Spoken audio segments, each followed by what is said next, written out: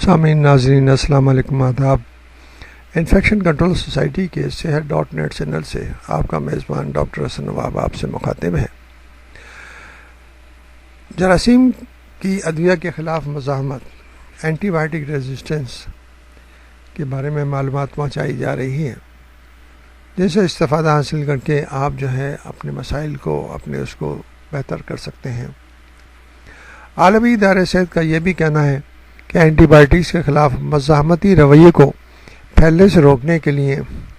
Policy مرتب کرنے والے افراد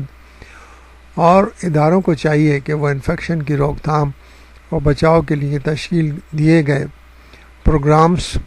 اور پالیسیز پر عمل درآمد، معیاری ادویہ کے استعمال اور پھیلاؤ کو یقینی بنانے کے ساتھ ہر سطح تک معلومات عام کریں،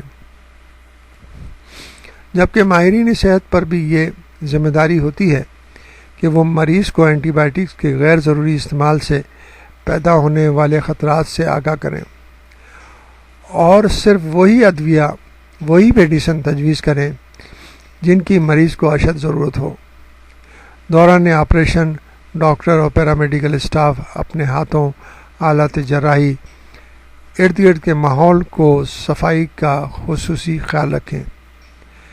جبکہ اگر کوئی مریض اینٹی بائیوٹک کی مزاحمت کا شکار ہو جائے تو فوری طور پر نگراں صحت کو مطلع کریں۔ نیز مریض کو انفیکشن سے بچاؤ کے لیے احتیاطی تدابیر بھی بتائی جائے، مثلا ویکسینیشن کی افادیت، ہاتھوں کی صفائی، محفوظ جنسی طریقے، چھینکنے کے دوران ناک اور منہ کو کپڑے سے ڈھانکنا وغیرہ۔ یہ انتہائی ضروری ہے کہ دوران آپریشن انفیکشن کنٹرول کے اصولوں کو مد نظر رکھا جائے، کیونکہ اگر ان اصولوں کو مد نظر نہیں رکھا گیا تو مریض ہی نہیں، ڈاکٹرز اور نرسز اور پیرامیڈیکل اسٹاف بھی انفیکشن کی زد میں آ سکتا ہے، اور بے شمار مسائل ایسے ہمارے سامنے آ چکے ہیں کہ ڈاکٹر حضرات، سرجن حضرات، نرسز، پیرامیڈیکل اسٹاف بھی مریض سے انفیکشن لگنے سے بیمار ہو جاتے ہیں اور وہ بھی ان مشکلات کا شکار ہوتے ہیں۔ اس سے ضرورت اس بات کی ہے کہ انفیکشن کنٹرول کے بیسک پرنسپل ہر لیول پہ اڈاپٹ کر کے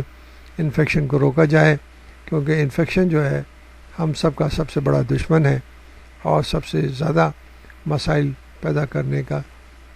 باعث بنتا ہے۔